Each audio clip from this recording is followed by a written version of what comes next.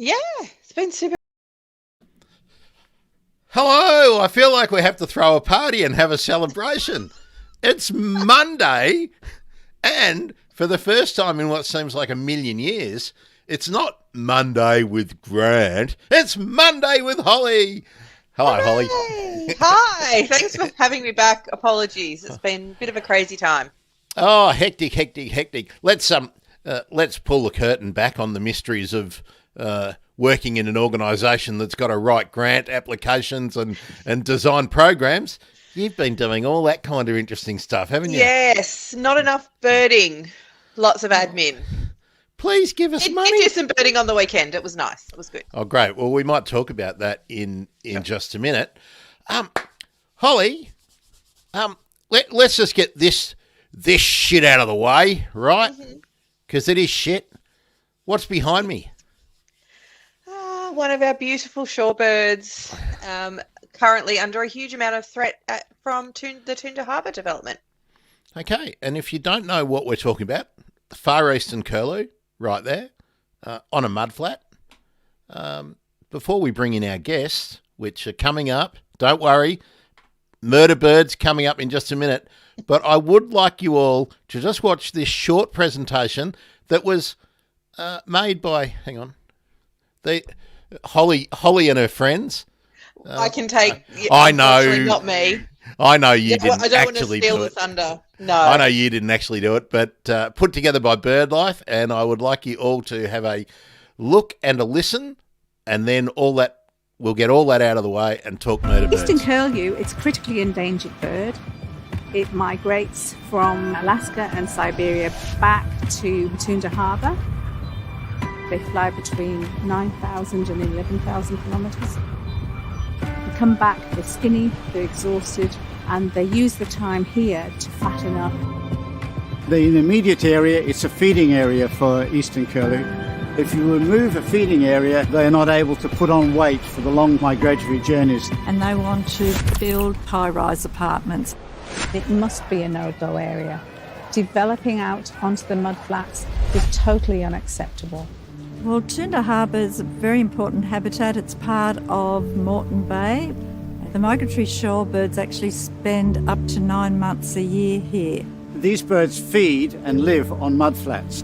These birds come back to Australia. They spend more time here than anywhere else. So to say that we're going to put in a large, concrete, glitzy archipelago when that actually means trash a Ramsar site, no, not acceptable. This is public land and they're giving it to a private developer, taking away something that belongs to all of us. When Raby Bay was built, within 2 years, 5,000 birds that used to roost near that area had totally gone. They totally disappeared. So for the developers to say that, this is going to have no real impact is not true. The fact is that under national and international law, migratory shorebirds are all protected. The advice was this development is clearly unacceptable, and yet they totally ignore it. When the minister goes against what the Department of Environment says, there's something to worry about. Why have an international action plan and yet not do everything in its power to set the example? It will be a national shame if this development is given approval. Become curious. Discover the amazing natural world that surrounds you, and then become active. We've been fighting this for a few years now, but we're certainly not giving up. These areas are important. They're important for birds. They're also important for people. So we need to learn to share the shorelines. We can live and we can have development where nature is a part of that development and is protected. I've been coming here for 30 years, and it's my most dearest wish that my children and their children will be coming in here for another 50 years, and that they'll see and they'll appreciate what I'm seeing.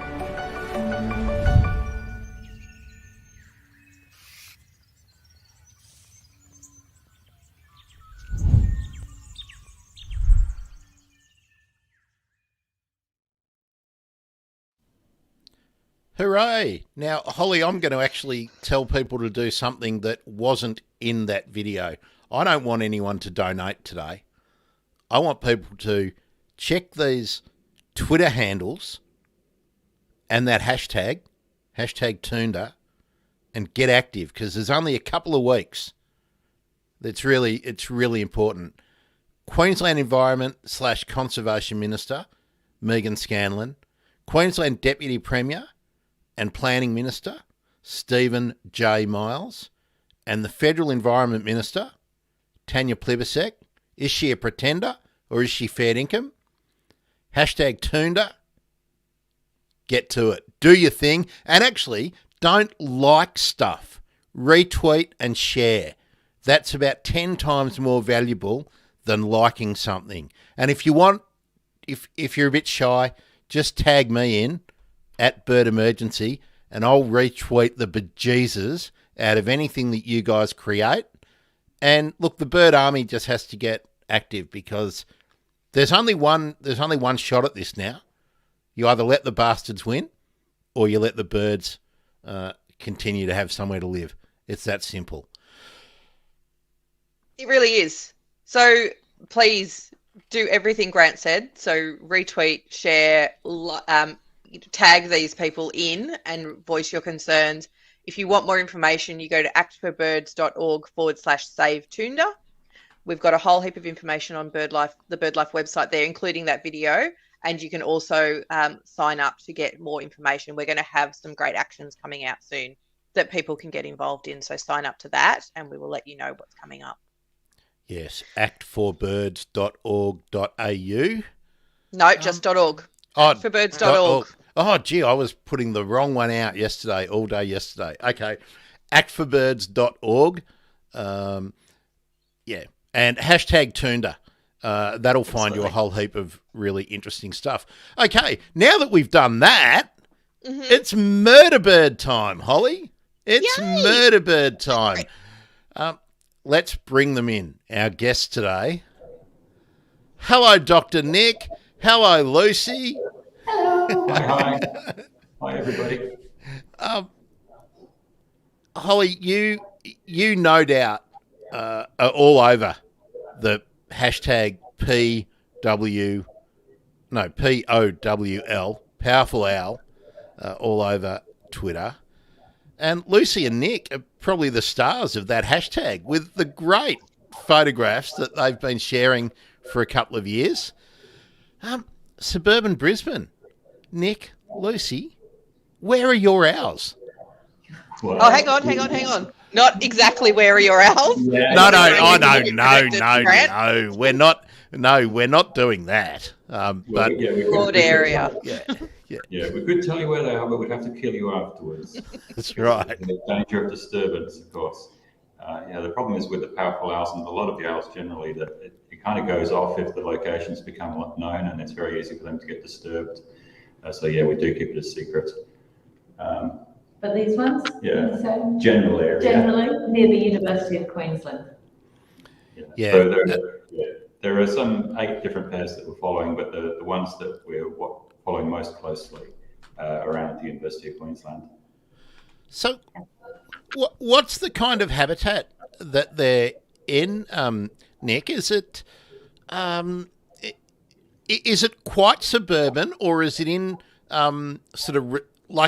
is it in streets or areas fringing streets, or is it in some kind of parkland? Right on. Sometimes it's right on the edge of streets. It's surprising how suburban it is. They only need a very small patch of land sometimes. We've seen areas, maybe 30 meters by 30 meters of trees over a creek, and they'll happily roost in there. This particular pair that we've been looking at near the University of Queensland, sometimes they're actually roosting over the road. It's kind of crazy, and over pathways. I first noticed them walking to work, so they're right there. They're not hiding, they're right there. Yeah. And that's partly because the tree that they are nesting in was quite close to the road, so they tend to roost near to the road because it's near to the tree hollow. And then once the chicks are out, they'll retreat to somewhere a bit more secluded. So it's often the hollow in the tree that determines where they live, as opposed to how good the environment is for them. As long as they've got somewhere to roost, and that hollow is the most important. Because they are big birds, so they need a big hollow, especially when you're fitting a female powerful owl in there, and then 2 growing chicks that, by the time they fledge, well, hopefully 2 of them fledge, you've got 2 birds coming out of that hollow that are almost the same size as the adult.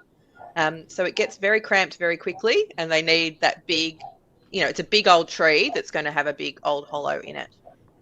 Yeah. And that's probably the limiting factor that in suburban Brisbane, there's very little old growth. They need old growth trees, really. They should need to be a couple of 100 years old so that the trees are big enough to have big enough hollows for them to be in. And that's the main limiting factor.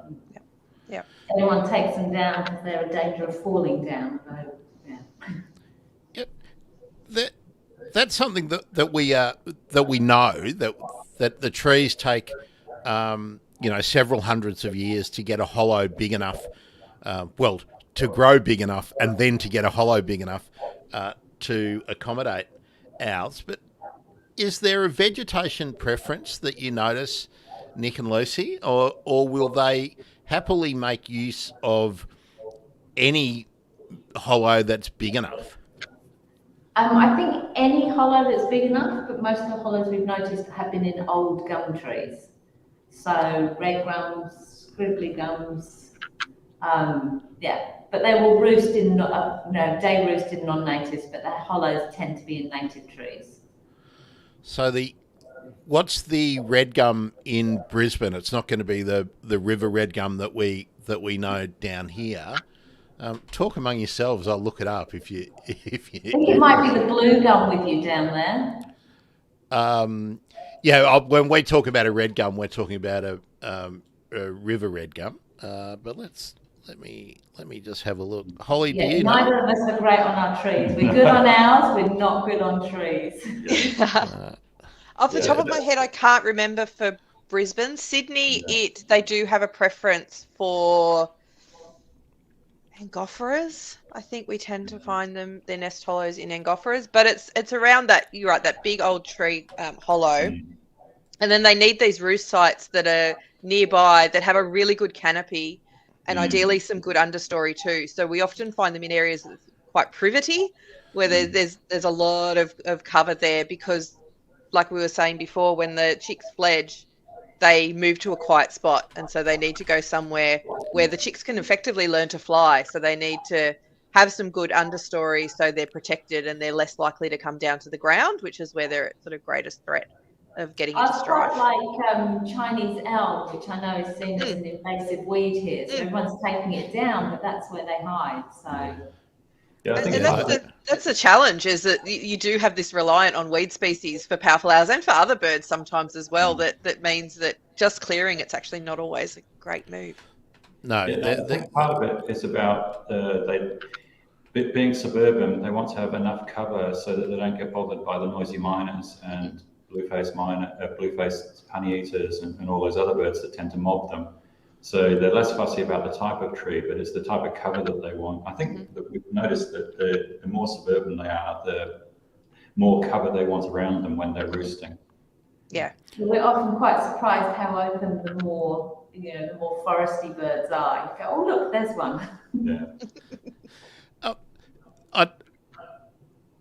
Eucalyptus terraticornis. Terraticornis is the forest red gum, which is what I was thinking of for Brisbane. That's the, straight trunk, grey sort of usual gum tree, but that's the red gum that you'll find in Brisbane. And they also call the red gum in Brisbane the flowering gum, the one that we all know, the Corymbia Fusifolia. So yeah, but yours will be the forest red gum, I think, that you'll be seeing them in. It's interesting that they're using the Chinese elm, the Ulmus parvifolia, up there, because in suburban Melbourne they're often found in the English elm. They're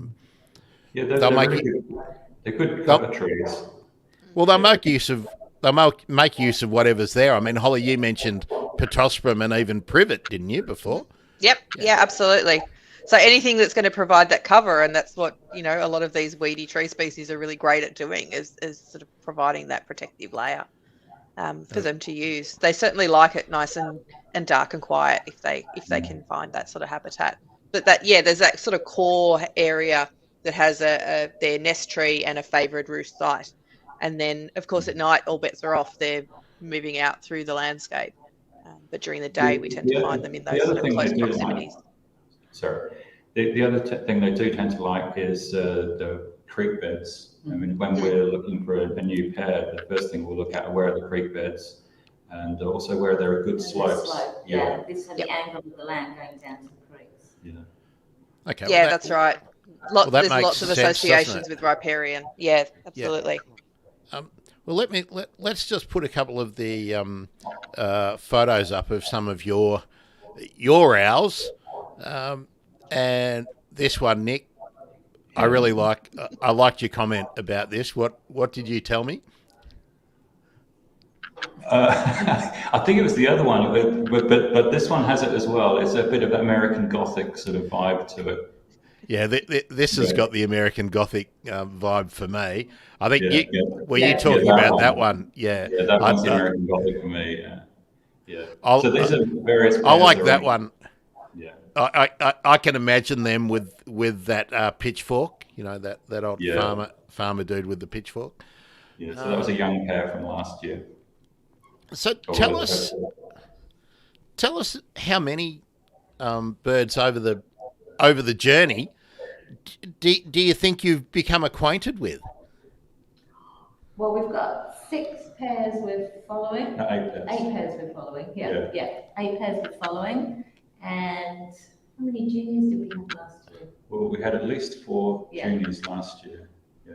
And this year's been not so strong. Not so successful this year. But maybe 2 pairs. I think 2 juniors this year out of those 8 pairs. Are they all attempting to breed each year, or do they? Is it so taxing on a pair to raise 1 or 2 owlets the previous year that they need a year off? Well, I've only been watching them for 2 years now. Last year was my introduction to powerful owls and my addiction almost to them. So the pairs that we have been following, one has successfully bred 2 years in a row. We've known 2 pairs that have abandoned nests this year because of the wet weather we had during their winter as they were beginning to nest. And one of the pairs that we follow, we had gone into a hollow and then the rain came and they abandoned that hollow, but thankfully managed to find somewhere else to nest this year and were successful. Yeah, I mean, it seems from what we've seen that most of them are trying most years, but this year's been a pretty bad year. There were really heavy rains in late May, which is the critical time for them to go into the hollows and so on. And so, the main pair that we were following, they'd gone into one particular tree. They'd obviously settled in. The female was in there all day, every day for over a week. The rains came down. We guessed that they must have been flooded out, and they abandoned it and then went back to a previous tree hollow that they'd previously been successful in. It's been a bit of an odd year for the owls, at least in Brisbane. But no, we've come to know quite a few in their individual personalities. Yeah. Well, let's talk about that. But hello, Bob. How you going there, Bob? Yeah, sorry, Bob's visiting. That's good. What have you noticed about owls and their personalities? Is there are females different to males, or are they very definitely individuals, or is there a sex generalisation that you can make? There is a generalisation that they are individuals as well. So the females will give you a female freak stare, we call it, where it's wide-eyed, oh my goodness, what's this? And then we'll settle down, whereas the male will just tend to look at you and go, oh yeah, there you go. This one doesn't quite show it because it's the wrong way round. But generally the female has that bright-eyed stare at you.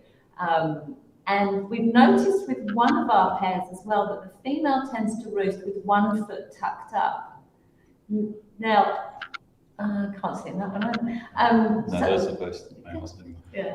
So I don't know if that's just this pair of powerful owls, or whether it is across all pairs of powerful owls, or whether it's just because we've noticed it and notice it more. Yeah. But yes, but individually they're very different as well. So the ones we're following near the university are obviously really used to humans coming and going, dogs coming and going, but bicycles, cars, everything. So they're much more tolerant as long as you are respectful, you watch for the signs and you keep a distance. Whereas others, you know, to approach very, very carefully and really watch out for signs that they might not want you around, and then clear out as soon as you get those signs.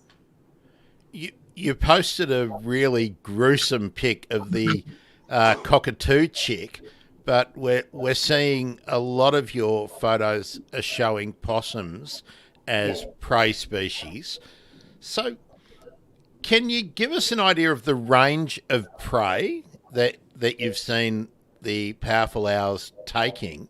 And what I'm interested in is, are there other owl species that are in the vicinity that you've noticed because you're out at night, and are they directly competing for the same prey species, or is there a differentiation between, for instance, what a barking owl might take?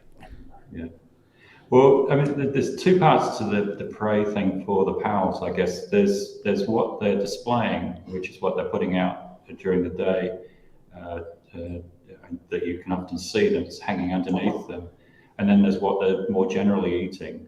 So in terms of displaying, up in Brisbane, we've seen a lot of bats, we've seen a lot of ring-tailed possums, and occasionally brush-tailed possums, although they're quite rare because they're quite big, so it must be quite hard for the pals to catch them. But the range of prey, I think, is much wider than that, because occasionally we'll find things like tawny frogmouths or currawong or noisy miner, which have obviously been taken apart under the nest, but it isn't something that they seem to be displaying. So I think the smallest bird that they've been observed to take are the noisy miners. So basically, noisy miners are birds that they will take, including galahs and cockatoos and all those sort of things. So we tend to just see the larger mammals that they've caught, though we do find evidence of others. In terms of closeness, do you want to talk about the closeness of like it's a certain location where we're seeing 3 types of owls? Oh yes, yeah, no. There were 3 types of owls. Yeah, definitely. They do seem to live quite symbiotically together. There's a pair of powerful owls, a pair of barking owls, and a family of boobuks, all within, we've probably seen 100 meters of each other, that all seem to have different roles in their feeding habits and things like that. So I think they can live close to all the other owls. Oh, and there's always tawny frogmouths, although they're not owls. Food source, maybe. Yeah. Just while you mentioned tawny frogmouths, there is a fantastic Twitch channel with a camera on some tawny frogmouths, and I think it's just not owls, but I've been watching that a lot recently, so I better link that or something somewhere. But yeah, not owls, definitely. So on diet, if I can I jump in and talk diet? Yeah, too? that was what I was going to ask you. What's the powerful owl sort of programs that you've been involved with? What are they telling us about prey? So we've done some pellet work in Sydney. I think there's been some pellets collected in southeast Queensland, but we haven't got results back on those yet. But we've been collecting for a while in Sydney, and there's been this real shift actually in diet.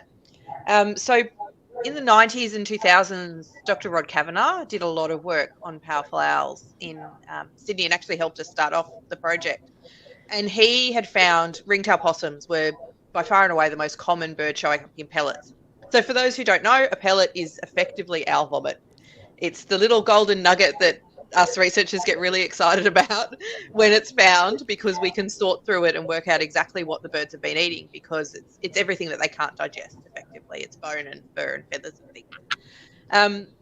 So Rod's work showed, 3/4 of the pellets were sort of had ringtail possums in there, and then you get, gliders, brushtails a little bit, but not a lot, a couple of flying foxes. And since we've been doing the analysis in Sydney, there's been this shift. And even within that time, there's been a shift as well. And so ringtail possums are now about 1/4 of the diet in the pellets that we've seen.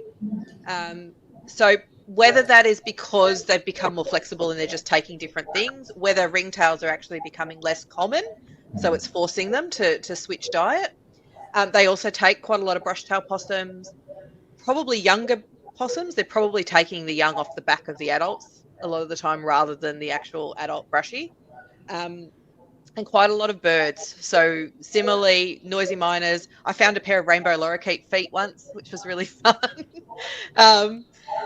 Currawongs, sulfur crested cockatoos, and I've seen a great photo of a brush turkey, of one perching with a brush turkey, which was really nice. Very low to the ground, of course, and flying foxes as well. And there's a lot of variation in there, though. So we see, particularly towards the end of the year, inverts come in. So you'll get beetles, particularly Christmas beetles, popping up. And that's likely the young birds that are learning how to hunt, practicing on little things that they can grab easily. So we see that pop up. And then, of course, we've seen ground-dwelling animals pop up since about 2015, 2016, which unfortunately includes rats, which links into the whole rat poison investigation. A couple of rabbits occasionally, but by far and away, it's the arboreal prey that is the more common diet. Yeah, we've been noticing a lot of flying foxes with our pair up here, because there's a bat colony very close to them. And we also wondered if that's because they've depleted the possum population, because it is quite a small area that they hunt in, and whether they're now going for more flying foxes. Yeah, very possibly. Being right next to a flying fox camp is, going to be perfect for them to really focus on that as a diet. And I know we saw in Sydney, there's been some at the Royal Botanic Gardens. That flying fox camp was actually moved to Centennial Park. And when that happened, powerful owls popped up in Centennial Park for the first time in 50 years or something, and now are there all the time. So they certainly will pick a favourite diet where they can get a hold of it easily. How do powerful owls hunt? Have you watched them kill something? Well, yes. So I have watched one coming in. I was really lucky. I had the female powerful owl in my binoculars, and she was watching a possum walking along a branch underneath her. And as I was watching her watch the possum, the male came in talons first and went for the possum. Now, I was so excited, I jumped up and down and lost him in my binoculars. So I don't know if he actually managed to catch it or not, but it's the closest I've come to seeing a powerful owl strike prey. But there was another occasion when we were watching with Andrew Stafford, remember? Yeah. And so Andrew was around the corner and he was watching the male powerful owl on a tree. And then he started walking back to where we were, about 30 meters away. And by the time Andrew had got to us, the owl had flown off from the perch where Andrew was and had gone to another perch where we could see it. And within 30 meters, it had picked up a possum somewhere on the way and was now just hanging with it in the tree there. Absolutely silently. Absolutely. Nobody heard a thing. Yeah. He'd just gone from one spot to the other and miraculously had got a possum. Yeah, I mean, as we have learned from Brom and Isaac, who was on the show before, they kill by grabbing them on the head and then grabbing them on the back of the neck and snapping the neck. So it's very quick and in some ways humane, I suppose. Very efficient murder birds, no doubt about it. But what I'm interested with how they hunt is, do they break from cover to attack something that they've seen, or do they do the brown falcon thing where they'll sit out on a sentinel post, watching? Like, do they are they sort of an ambush hunter? Or Yeah, I think it's more the sort of sentinel ambush thing. Last year, I saw a really interesting thing with the junior powerful owl, which had come out of the hollow that year, and it was on the side of a road, and there was telephone wires, and it was sitting on the telephone wires, and it was sat there staring at the roof of the house for like 10 minutes, and there was nothing there, but it was clearly looking for possums or something like that. And then it moved to the next house and stood on the telephone wires there, staring at the roof of the house for about 10 minutes. And then it moved along to the next house and again was staring at the roof of the house. And I had no doubt in my mind, it was basically watching for possums to go across the roof and was ready to pounce on them should they show up. Unfortunately, that time I didn't get to see them take one. So they're very different strategies, aren't they? Like bursting from foliage like a goshawk, or sitting somewhere waiting like a brown falcon. Yeah. Really different strategies. Well, because they're working at night, I guess they've got quite a bit of cover anyway. Even if they're quite open on a branch, they're not particularly obvious. So I'm sure they take advantage of that. Do we know, They tend Holly? to hopscotch along the vegetation too, so they don't necessarily take a huge long flight. They'll kind of move their way around the landscape rather than fly huge distances in any one go.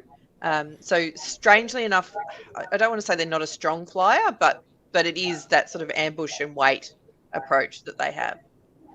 Well, they're obviously not as good at flying as far eastern curlews, because they're not doing 12,000 kilometres a year. Holly, I'm wondering whether we make a lot of assumptions about nocturnal birds, and of course we think they must be really good at seeing at night because they're out at night. But is there anything known, and this is right out of left field, and feel free anyone to take this, but do we know whether owls, powerful owls or owls generally, have better vision at night, if they're better adapted, than possums? Oh, I don't know. Someone ought to do a PhD on that. That would be my thought. They've certainly got larger eyes, so you'd imagine they've got better light collecting ability. Yep. So their eyes are very much designed for seeing at night. So I would say probably yes. Powerful owls rely on their vision for hunting a lot. So I think so. It would make sense. We assume that, don't we? But I'm just wondering whether anyone's ever actually done. I don't even know how you would tell. You're the doctors. Well, I suppose you could look at the density of the light receptors in the eye or something like that to get some sort of idea. Yep. I don't know if any studies have been done on that. So somebody's probably done them for both species, but maybe not compared them, I would say. Yeah. I'm going to slip into year 9, Grant, and go, rods and retinas and shit, right? Exactly. All right. Good on you. Good on you. That idea or that observed behaviour of moving from one house to another suggests that they're learning the habits of the possums, of their prey. Is there any indication that possums or other prey species learn what the owls are doing and have any defence, or are the owls a long way ahead, do you think? Well, the amount of possums we're seeing displayed during the nesting season, I'd say they haven't quite worked it out yet. Yeah. But, and also, you still regularly see them going on the telephone wires. They still use the telephone wires to go from house to house, so probably not. I guess the way that behaviour would be passed on would be a learned behaviour, and they probably don't get a second chance to actually pass that information on, because when they're gone, they're gone. They're taken, and that's it. The powerful owls probably don't miss a huge amount of the time. So they probably don't really have the opportunity to learn to avoid that area because they've already been taken out. It's one of my old hobby horses from university, learned behaviours and innate behaviours.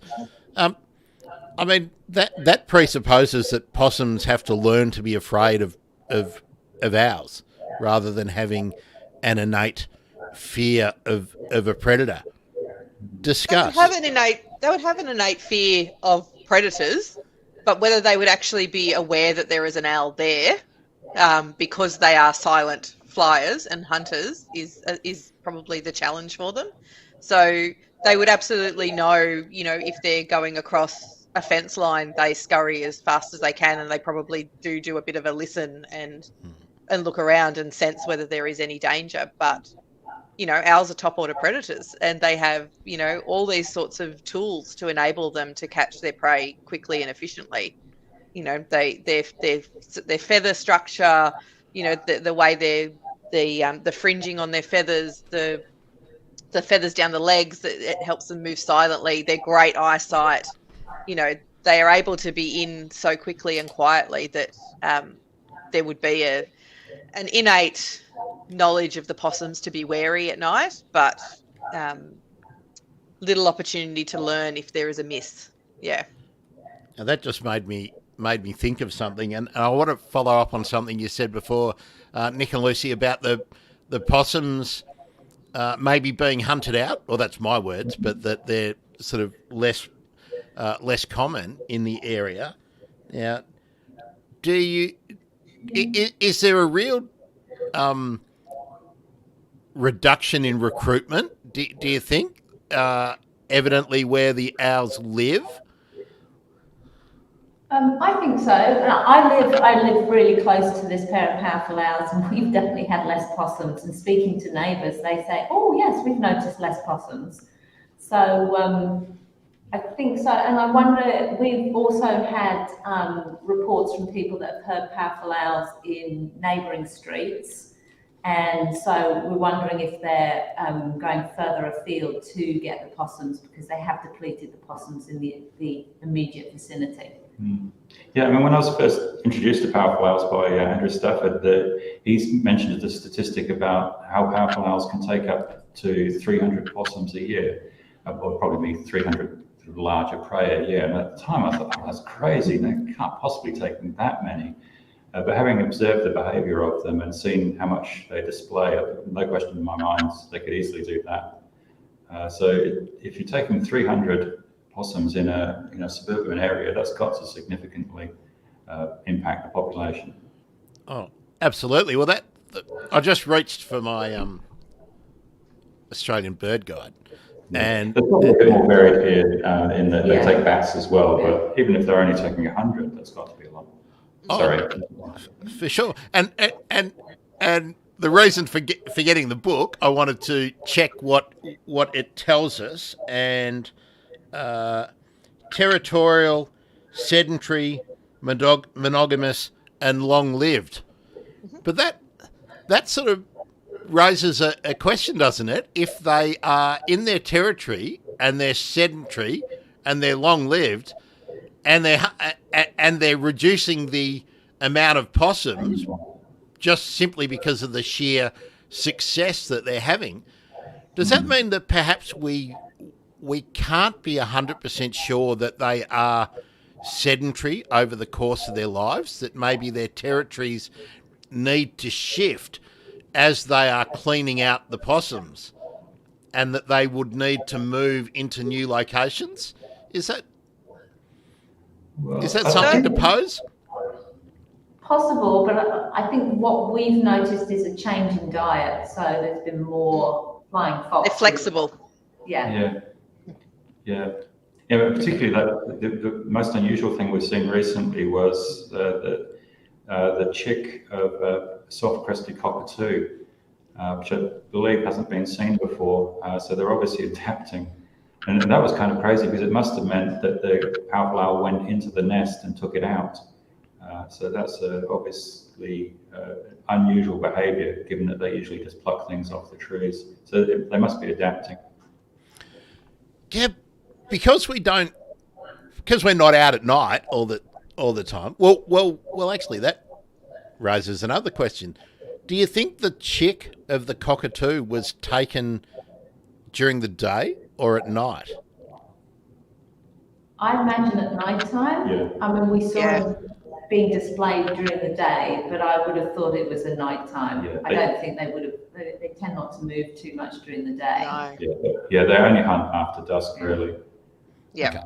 Okay. A powerful owl would get hounded within an inch of its life by every mobbing bird. If it does sometimes if they get found out when they're roosting quietly. If they were out hunting, yeah, they wouldn't be able to catch anything because the miners, the magpies, the currawongs wouldn't leave them alone. So yeah, definitely hunting at night. And in this case, we think it was actually we mentioned the nest before that they abandoned earlier in the year, and that had been taken over by cockatoos. And we found evidence of cockatoo feathers around the bottom of that nest. So we think it may have been the previously abandoned powerful owl nest, which they took the cockatoo chick out of. And it's really interesting because we've lost powerful owl nest hollows to cockatoos moving in, like active hollows, and the cockatoos get in and presumably kill the powerful owl chicks. So to see the tables turned has been really interesting. It's effectively, you would think for a powerful owl, a cockatoo showing up and popping into your nest hollow is home delivery. But in this case, it seems to be that, the only way for them to have they had to have gone into a hollow to grab that chick. That was a unfeathered, it was a good size, but it wasn't feathered. It is not something that's going to be out of the hollow by any stretch. No. And yet No. there was photographic evidence from you guys that it was sitting there with it, as clear as day. That's right. Yes, we've noticed with the cockatoos as well. I mean, the pair that we're watching very closely, the female tended to stay in the nest longer than other pairs that we've noticed. And the cockatoos would fly into the nest tree every evening and squawk away, and quite often would come down to the hollow and squawk within the hollow and then tilt the head to see if there was movement or sound. And on a couple of occasions, we have seen both the male and the female swoop at the cockatoos to go in and send the cockatoos flying, but they will definitely try and defend their hollow. Yeah, that was a corker of a pic. Who claims that one? Was that you, Nick, or was that Lucy? I was the one that posted it, but I think we both got it. Yeah, absolute ripper. But makes me wonder again. Like we've assumed that that's unusual behaviour, but we don't know a lot really about powerful owls, and in the places where they are found. I mean, they, as you mentioned, Brom and Isaac before. They're in suburban Melbourne. They're in suburban locations, but people aren't seeing them all the time. So I wonder whether that is something that's a little bit more common, that they might be raiding nests as well. I always say the more I learn about powerful owls, the more questions I have about powerful owls. Because you sort of answer one thing when you think you answer one thing, and it opens up all these other things that you just don't know. And for such a large bird, it seems quite ridiculous that we don't know everything about them. And I think too, they're behaving differently to what's been documented in large continuous forests. That's their preferred habitat. And so I know when we sort of started the project, we had all these assumptions about what they would do, and they just fly against everything that we think we know. And it changes. The rats popping up in the diet, was never there previously. There's packing of territories. Just when we think, especially in Sydney, we couldn't get any more powerful owls in some of these locations, another pair pops up and you have really close proximity of these guys sort of squeezing in. So I think we have to be constantly on the move and trying to learn each time, which is why it's amazing that Dr. Nick and Lucy are following pairs so closely, that they can document those changes through a season and then between seasons to build up those really good local knowledge of what's going on with individual pairs, and you can build that into the bigger picture. Well, let me follow that up, Holly, with a question for each of you. Mm-hmm. 2 questions. What's one assumption that you had before you started looking at powerful owls, about powerful owls, and what's one thing that has surprised you to learn as you've got to know powerful owls? Start with you, Holly, while Nick and Lucy are checking out there. So, I mean, there's a lot because we've learned a huge amount about them. I think in terms of their general ecology, that flexibility, I think, really surprised me. That we had this assumption that that large forest species, that they were going to be in very particular locations. We were really going to struggle to find them. When we started, we estimated, based on, Rod's work, going 25, 30 pairs through Greater Sydney. That's probably it.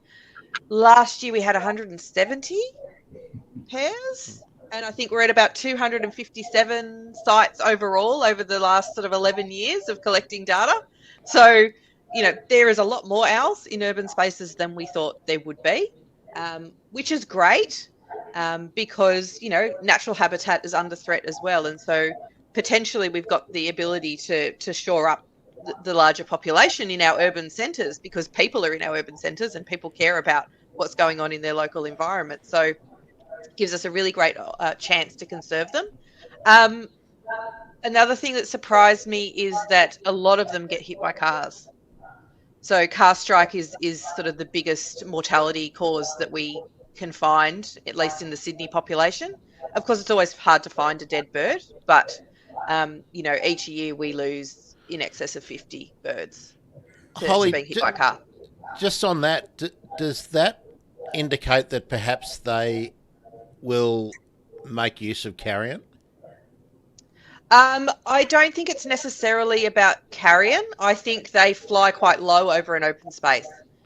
So often when they're found dead from a car strike, they're carrying prey. So we think, and again, we would need to be doing some tracking work, I think, to really work this out, that they come from the canopy and fly low with their prey and get skittled as they come down over the road. We think that that's what's happening. Okay, that's interesting. Who wants to take those questions first, Nick or Lucy? I've got one that I want would be good to mention. So the one thing that we were always told was that powerful owls will never go to the ground to pick up, to prey on anything. And so about 2 months ago, we saw the male powerful owl that was local to us, and it had this massive brush-tailed possum, which it was displaying all day, which we saw in the morning. And then we went back in the later afternoon, and it dropped it on the ground, and we're all going, "Oh no, it's beautiful meal, it's just dropped." And because occasionally it slips out of their talons, you see that relatively often. But then we went later at dusk, and the bloody thing went and picked it up. It woke up at dusk and then went down and picked up the brush-tailed possum off the ground, and then took it to the female and the chick and fed it to them, which completely astonished us, because we were told, they never ever go on the ground. That's not something they do. So that's probably the thing that surprised me the most. Lucy? The thing that surprised me the most was how individual each of the birds are. They are, you do get to know them, and they are very individual. So I thought that, being a bird watcher all my life, you look at a bird and, it behaves in a certain way, and a similar bird of the same species will behave in exactly the same way, but not with the powerful owls. So that's been my take home from that. I'll just take this opportunity for all the people on all the platforms. If you've got a question or a comment that you would like to make, tell us if you've got owls. They don't have to be powerful owls. Tell us if you've got owls in your vicinity, and how well do you know them. That displaying the prey. What's that all about? Because we haven't really talked much about about the habit. Let's talk about what they do once they've grabbed a possum. Well, we tend to see in the morning half a possum most of the time. So one assumes that they grab the prey, they have something to eat, and then they display it. We were actually discussing this morning because I'm assuming that there is displaying the prey to say, I'm big and I'm powerful, look what I can catch. It's sort of a show to, I don't know, female, other animals around. But then also, in the case of things like the brush-tailed possum, are they just unable to consume that amount in the night, and then they hang on to it during the day to consume the next night? That's what I was wondering, because when we use the term displaying, that to me sort of conjures up, oh, look at me, I got the possum, blah, blah, blah. But instead, it might just be like, oh, I'm stuffed, and they've put it on the table next to them while they've fallen asleep watching telly, you know. Well, I believe there was one study that showed that it compared the bone sizes of the possums that were displayed to the bone sizes which were found in pellets and so forth. And it seemed that the possums which were being displayed were bigger, which again you could interpret as it's showing the biggest possible possum to say, like, I'm really big and hard. But again, it might be that the big possums are just the ones that it can't eat all of it during the night, and so there's still some left. So I don't know. Maybe Holly's got something to say on that. It could be either or, but during the breeding season too, you'll find that, of course, the male is the one responsible for doing all the hunting because the female's in the hollow. So he'll catch the prey, and then, you know, he needs to be able to feed the chicks when they're ready to be fed at dusk. So he'll sit with it all day, and then right on dusk, often, you know, you'll see he's got a roost site that's quite close to the nest tree. And then he'll do a little bit of a call depending on how far into the season it is, and he will carry that food in. So the young are getting fed right on dusk. So that's that first energy hit for them for the day. So I think part of that holding the prey is to have that food ready for the young immediately, and then maybe he goes off afterwards. It's hard to know because we're not watching them at night usually. He might go and then actually do his own hunting for his own food after he's looked after the female and the young. And then, you know, potentially he gets something to eat and then catches something else to then be ready to go for the next night for the young. Actually, that reminds me of one of the other surprising things that we've seen. We've occasionally seen females displaying as well, which we didn't even know happened. But yeah, it definitely has happened. Yeah, amazing. Nick and Lucy, how did you get into owls? Like, was it just by chance that you just saw them by, you know, while you were out doing other things, or did you go purposefully looking for owls? No, well, for me, I've always been a bit of a bird watcher. I was very fortunate. My father's a bit of a birder, so growing up, you know, you always knew they were there. And I first heard powerful owls probably about 6 years ago in the area where the pair are that we follow.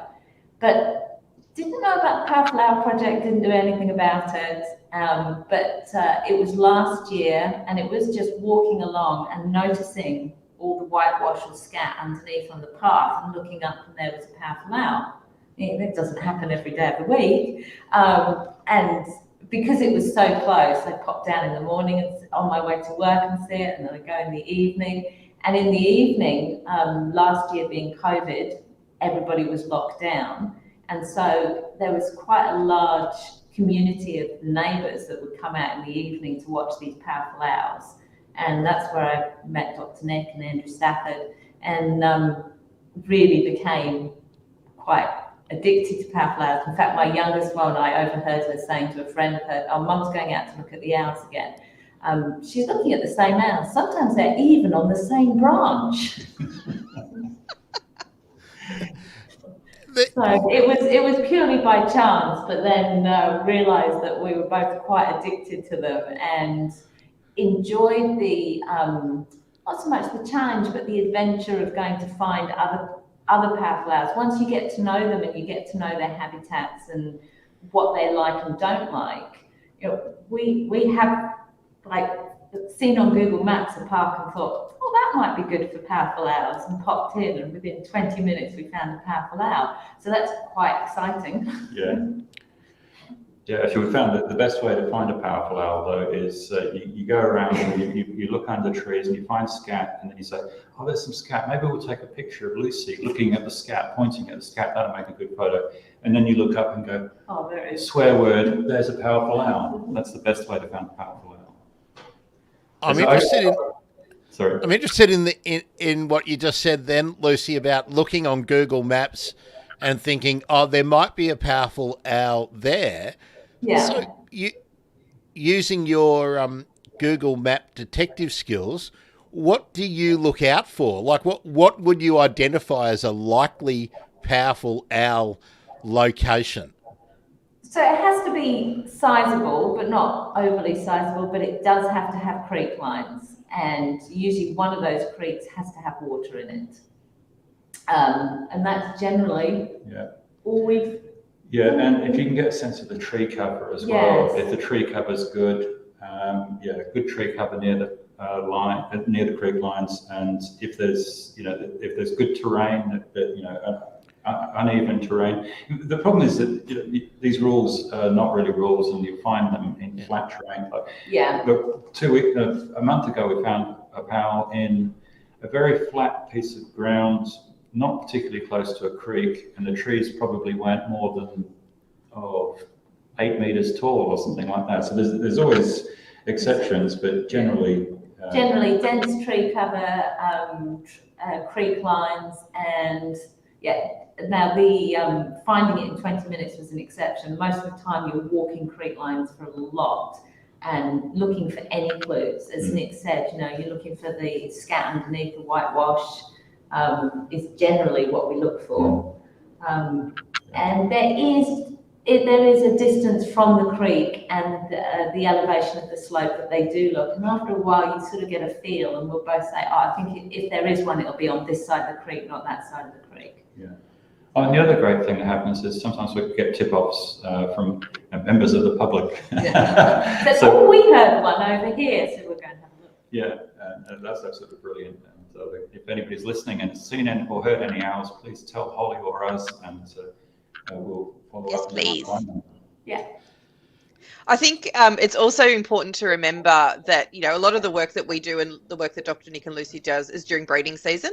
And so we do have to be really careful not to disturb the birds when we're doing this work. And I know Nick and Lucy don't do that at all, of course. So, when we do the Powerful Owl Project in Brisbane and Sydney, we provide people with information on how to go about finding them, but also things to remember. So we don't flash lights at them. We don't, we stay with at least 30 meters away from a nest tree or a suspected nest tree. And if we do spot the male in particular, if he's out of the hollow, you need to look for the signs of him being either calm or being quite stressed out by your presence. So if he's, if he's staring, if he's sort of trying to size you up, I think he does, like the foot lift, I think too, can be a sign that he's quite stressed. It's about backing off and leaving them be. There can be swoopy ones, so you don't want to get swooped by a powerful owl. It's not a pleasant experience. So certainly, doing all the things that Nick and Lucy are talking about, looking down and searching for them and getting a sight of them, but then being mindful of not disturbing the birds and getting the look and leaving them to it is really important for you and for them and for you, because, as I said, I've seen some injuries before when people have been swooped and hit. Yeah, I think it's a really good point. I think the Powerful Owl Project mentions 30 meters as a minimum distance, and or try and keep outside that. Maybe stand next to a tree so you're not so obvious. Yeah, we try and have some cover over us so we're not just an outline of human beings. Yeah, and noise is very important as well. I think they really get annoyed by snapping branches and things like that and talking. So keeping them very quiet and moving stealthily is very important. Yeah, that's right. Yeah.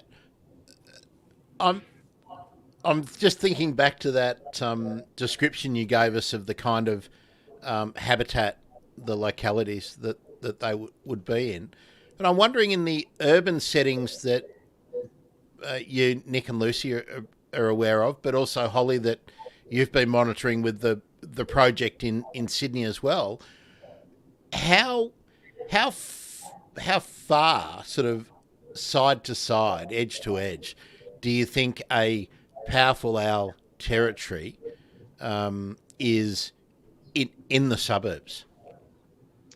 So I guess it depends on what you mean by a territory. So you've for the project, and for Nick and Lucy, most of the time we're watching just that little core habitat. It's the nest tree and the roost sites, and that's quite small.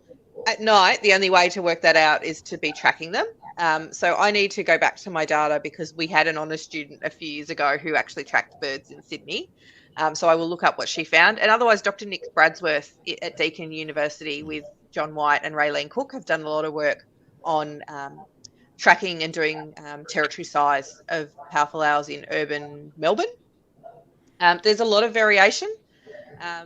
So it kind of depends on how urban your birds are as to how far they will move. Off the top of my head, I'll have to have a quick look. I think it was surprisingly small in urban centres, and much smaller than a continuous forest habitat, where I think it's about 1,000 hectares is about the territory size. In urban centres, it is well under half that for the most part. I seem to remember seeing Let me check something the about data. 4 square kilometres, like a 2 by 2 square kilometre in Something like that, yeah. In the sort of urban environment. Yeah. Quite typical. Yeah, so high concentration of prey in urban centres. The possums are around, or the colony, the bat colony is right there. So we find that with a lot of birds, as territory sizes in urban spaces tend to be a lot smaller than natural habitats. And the roosts do move quite a bit. But they're typically within maybe 100, 150 metres of each other. So the day roosts are all sort of in a fairly small area, but they move around each night or each day. Holly, does that mean that in a forest environment that we actually have a lesser population density of prey species like possums than we do in town? Probably do, yeah. Yeah, absolutely. So I'm just looking, Nick's work in Melbourne, home ranges are between 300 and 500 hectares. So it's not huge for a top order predator, for the amount of food that they need to get. So of course I need to come up with Convert it. An example Football of size? that. I'm just thinking, how big is a netball court? I think Olympic size area standard unit, isn't it? Okay, so Okay, you're a mathematician, right, Nick? 30 metres by 15 metres. No, don't do that to me, please. Well, I had to do it. I can't do it. So how's that? But I think the figure you gave before was 300 to 500, so about 3 to 500. 3 square kilometres to 5 square kilometres. Yeah. Okay. And in Sydney, we had sort of similar. Our smallest was only about 16 hectares, so it was tiny, just over 600.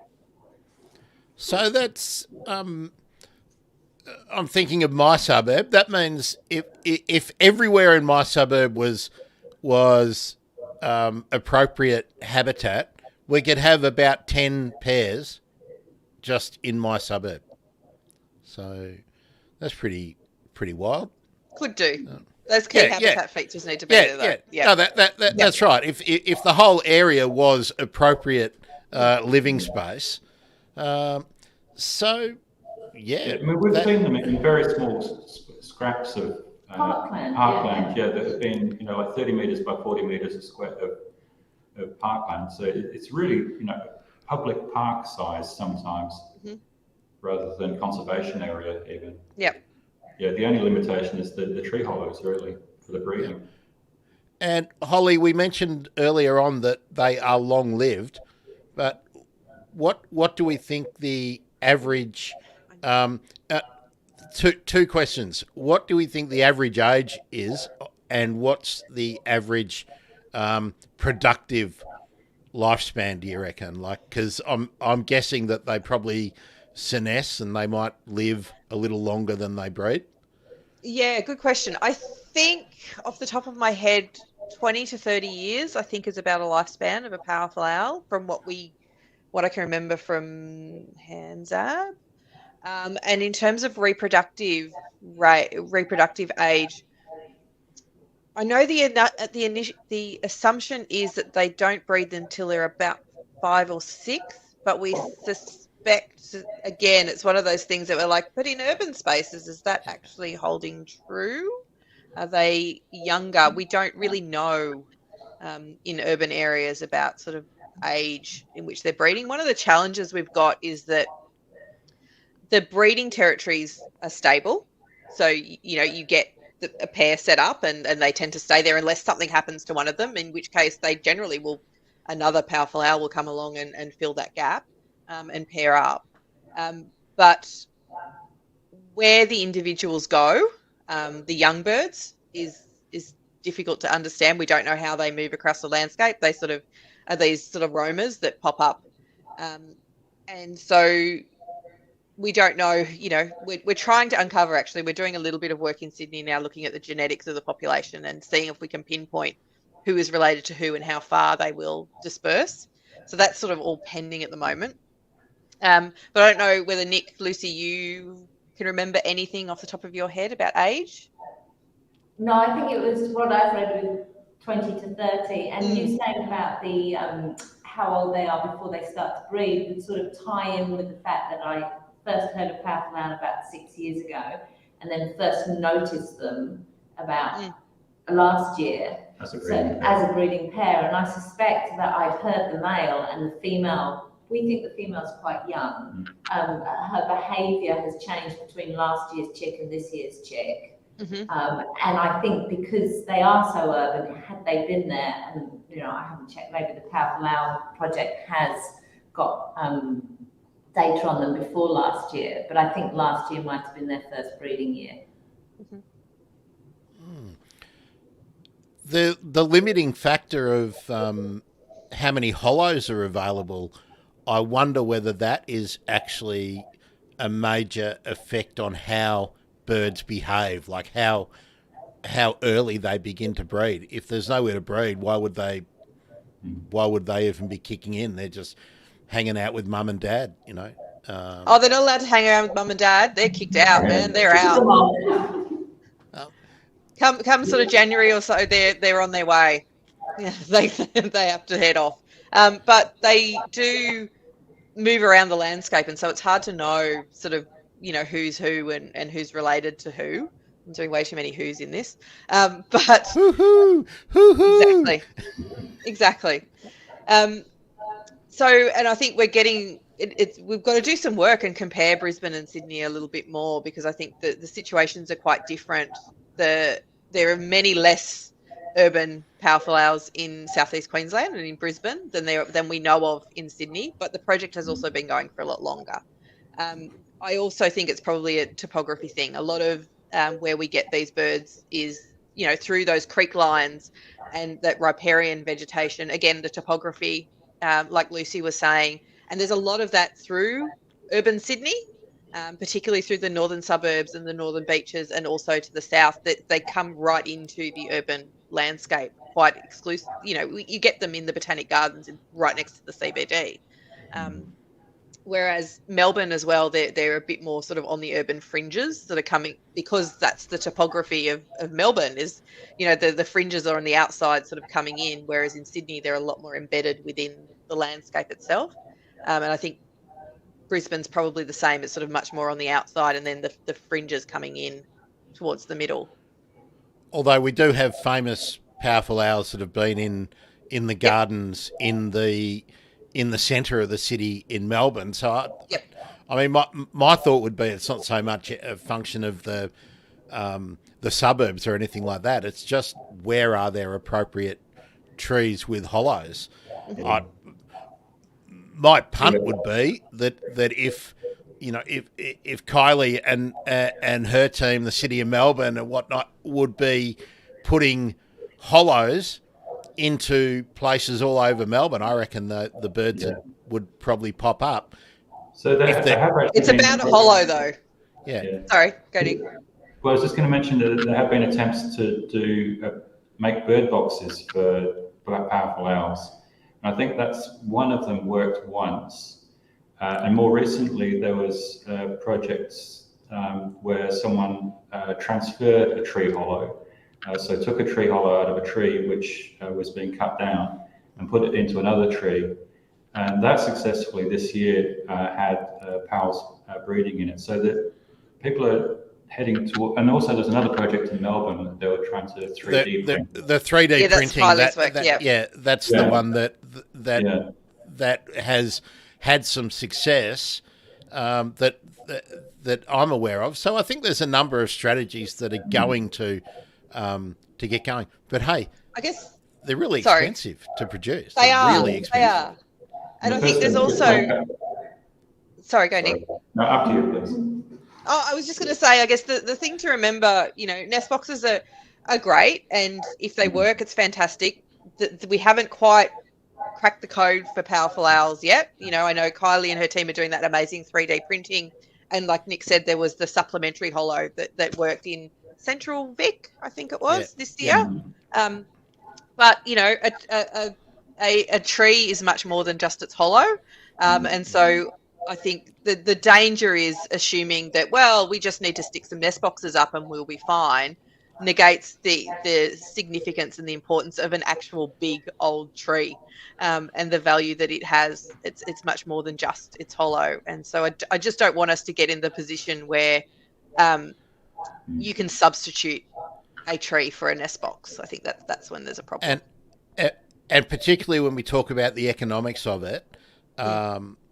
Now, Nick, put on your thinking cap here. Mick Kellen told me that based on his experience and his knowledge of the landscape, we need over 1 billion hollows to replace what's been lost in recent times. Now, one of his boxes costs about, let's say, $350 with all the bits. You got to hang it up. You need an arborist to do it. You need your insurance. So let's say they're going to cost minimum $750 each, and then you've got to maintain them. So let's put another $200 on every couple of years for 1 billion hollows. How much do we have to allocate in the budget? Yeah, exactly. It's getting towards $1 trillion, isn't it? I mean, it's much better just to get people not to cut down the trees. Yeah, it'd be much easier if we just left the bloody things alone, and just think of the cost that's involved in saving stuff that we don't need to wreck. Do you want to talk about the and you also then, it's not all. Sorry, go Lucy. Oh no, it was just that I had a question. Well, somebody had replied to one of my tweets, and I looked into how dangerous trees are, because they're known as widowmakers here. I'm originally from the UK, didn't come here till about 20 years, so didn't know about widowmakers. And so I looked into it. I've got a large gum tree at the back of the garden. Some neighbours love it, some hate it and want us to take it down because it might fall down. And so I looked into the statistics of it falling down, and it's very, very slim. If it's a healthy tree, it's going to stay upright unless, there's a completely freak weather accident, and you can't mitigate against that anyway. No, you're much more likely to have a delivery van miss a corner and smash into your place, right? But we've got a problem with insurance. So some insurances don't cover you if you have a large old gum tree near your house. They see it as a liability. So there is another cost involved there of keeping a tree. So even if you want to keep a tree, it may not be cost effective for you to keep it. So I think we've got to change people's attitudes that actually being hit by a falling tree is so rare. But because it is so rare, it's often in the media, and so we all hear about it. That's why we've got to call out bullshit on all this stuff, because how many once in 500 year flood events have we had in the last 5 years? And it's a couple, right? The risk is not in one tree falling down and destroying your house, right? We need to have a greater tolerance for risk if we actually want to live in urban settings in a time of climate change. Yeah, and the risk is actually really low. And I think it was something like 1 in 25 million getting killed by a tree branch in a year in Australia. So one person in Australia, and that was. And if you're actually in your house, it was like much lower. That's right. It's people who are going out during storms that are getting hit by tree branches. That's right. And most of those figures are skewed again by idiots who camp under trees. Yeah. Right. Now, I mean, that's one of the first things you learn in Scouts or whatever is tent, tree branch. No, you just don't do it. But people go, oh, it's a lovely spot. Let's camp here. They skew the figures. Take those idiots out, and then all of a sudden it's probably 1 in, what did you say, 25 million? It's probably 1 in 150 million, really. So that means one person in Australia every 6 years might die, but we still get in our cars every day, don't we? I mean, if you cut down all of the trees. But if you're only cutting down selected trees, then the chances are that you're not making much difference to that statistic anyway. No, that's right. And actually, just to labour the point, one of the things I noticed after the big storm we had, I think last year here, where hundreds of trees fell over, it wasn't because the trees were unhealthy. It was because the ground was really wet and the wind came from an unusual angle. So the trees had grown over 50 years for a prevailing wind and wet ground in one condition. And as soon as it was different, it wasn't that they were rotten or anything like that. It was just that they weren't anchored in the ground properly and they blew over. They weren't damaged. So people really see a tree falling over and assume that it was a rotten tree. And often it's just the fact that, when you put in the pool 30 years ago and somebody else put in a retaining wall and dug in a driveway, that actually severed the anchoring roots 15 years ago. And that's why the tree has fallen over, not because it was rotten. So we just need to be fair dinkum about things. Holly, tell us about how people can be involved in the Powerful Owl project. As we've been saying, we've got active volunteers in Greater Sydney and in Southeast Queensland. So if you just Google Powerful Owl Project, you'll get to the BirdLife Australia website with some information. And we've got our amazing project officers in both locations. We've got Andrew Dinwoody in Southeast Queensland, and we've got Jenny Zlovenek in Greater Sydney. So we're busy collating and seeing how the birds have gone this year. Fledging is sort of almost over for birds now, and we think it's going to be a pretty hard year. As Nick was saying earlier, all this unprecedented rain, right at the sort of start of the breeding season and then sort of again at the end of the breeding season, means that we've seen a lot of failure this year, and I think it's going to be a pretty hard one. So we're currently looking at that now, but we're always ready to train people early in the new year.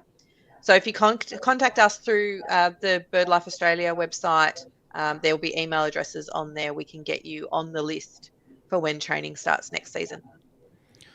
Okay, a couple of rapid fire things.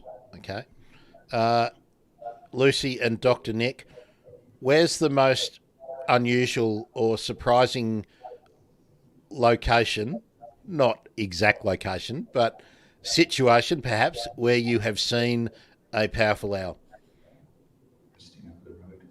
Yeah, probably roosting over the road, quite a major road. Yeah, so cars are literally passing underneath this big male powerful owl, and he was a long way away the next day. He realised he'd made a big mistake in the choice of his roost.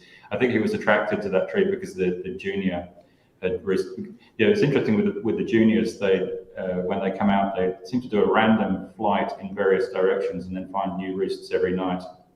And rather than the parents deciding where they should go, they follow the chick. And in this case, the male got kind of freaked out by being in the same tree as this little chick over the road.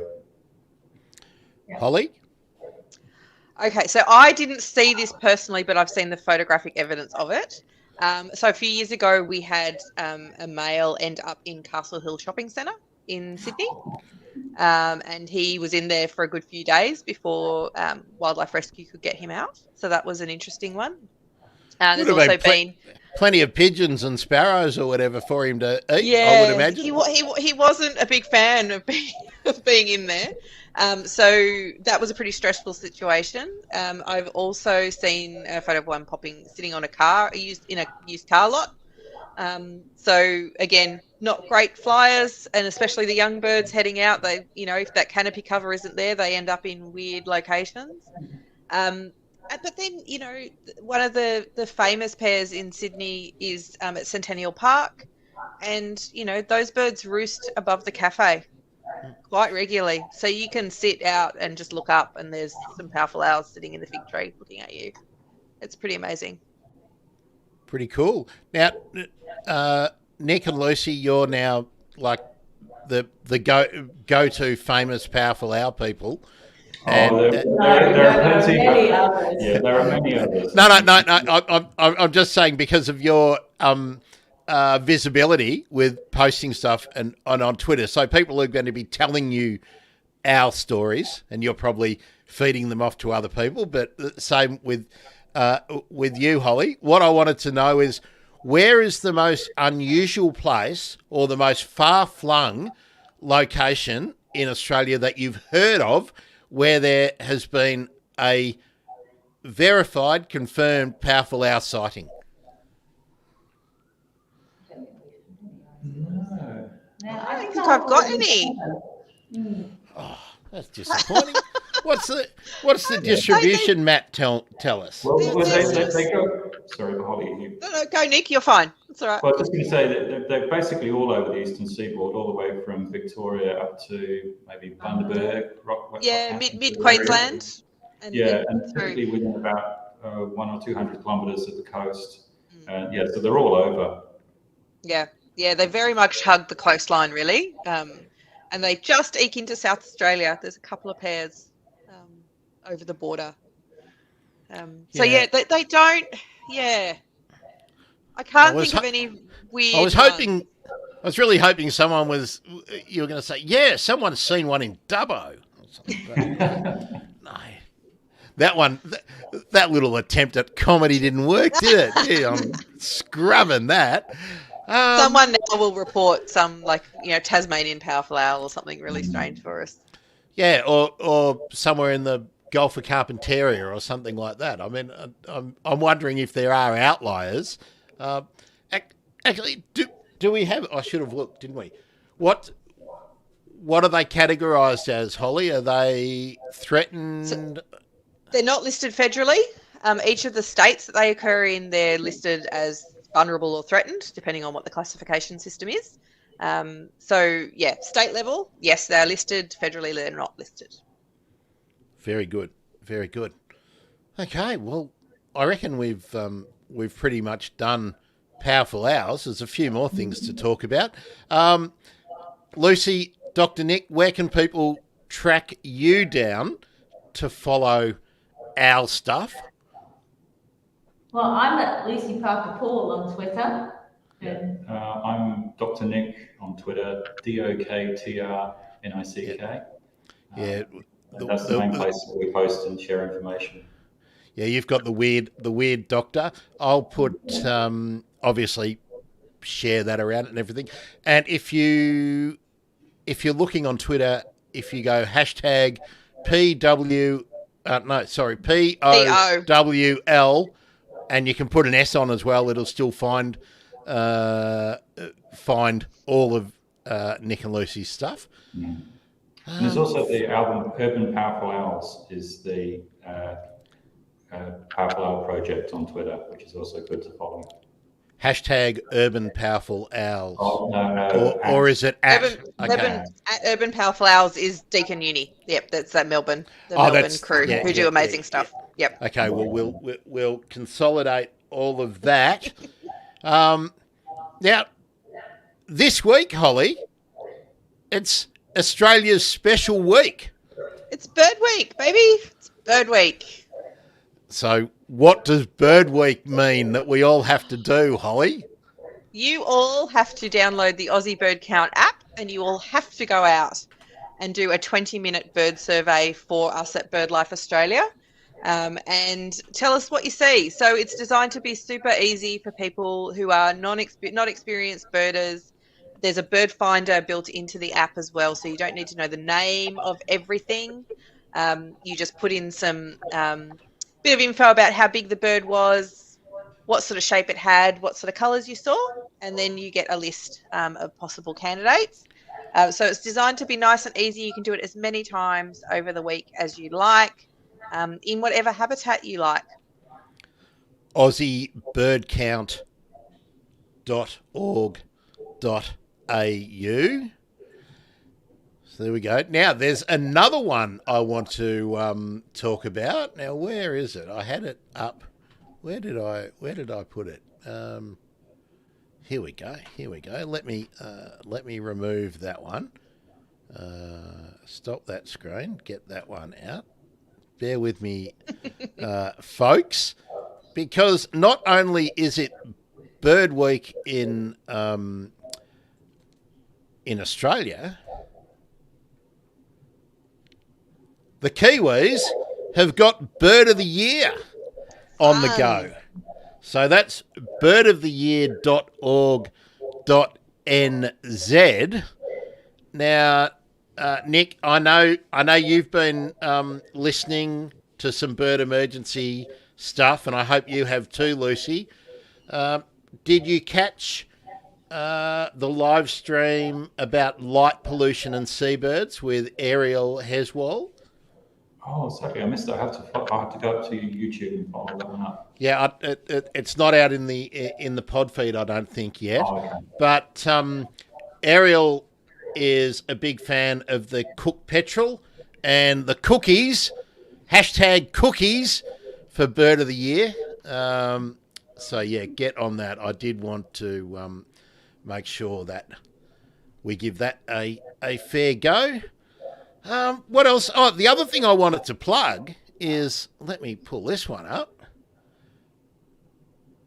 See that? It's a great book. See that? Right. Now, it's the way to learn if you're new to going out and seeing birds and seeing trees and seeing mushrooms and all that. It's the best way to learn what's going on in your neighbourhood and how to record things, how to recognise things. So the Urban Field Naturalist Project, the guide to creatures in your neighbourhood. So because it's Bird Week and people might be getting out there and starting off becoming a bird watcher and going to the bird count and all of that, it all meshes in together. Get out there and maybe you'll find a powerful owl. Can I do 2 more plugs, Holly? It's your show, mate. You can do what you want. What's that one? So that's the Birds in Backyards website. So the birdemergency.com/birds in backyards, which is where you find information on bird-friendly gardening and how to, outside of Bird Week, monitor the birds in your garden by doing a Birds in Backyards survey. See, it might be my show, but that's your bloody thing, right? Birds in Backyards. It is. But since it is my show, here I've got the begging bowl out. I'd really like it if you bought me a coffee, because now they're about $100, apparently, to go and get a coffee. And still trying to get the community tab in the YouTube. So the birdemergency.com/YouTube. The community tab just means I can do more stuff and share more things and get more people into the universe. And just before we sign off, go and bug these people on Twitter. hashtag Toonda, tag all these people in. Feel free to tag me in at Bird Emergency, and don't just like stuff. If you like curlews, right? Tanya Plibisek, if you don't hate curlews, save Toonda Harbour. Or actually, piss Toonda Harbour off. Save the stinky mud flats and the mangroves, because we need them. Okay, unless someone's going to jump in right now with a comment or a question, because you can do that. Peanut Gallery, thanks for being with us. Say thanks to Lucy and Dr. Nick. Dr. Holly Parsons from Birds in Backyards, BirdLife Australia. I'm Grant. I do the Bird Emergency because it's my show. Thanks, everyone. See ya. Bye. Thanks. Thank you.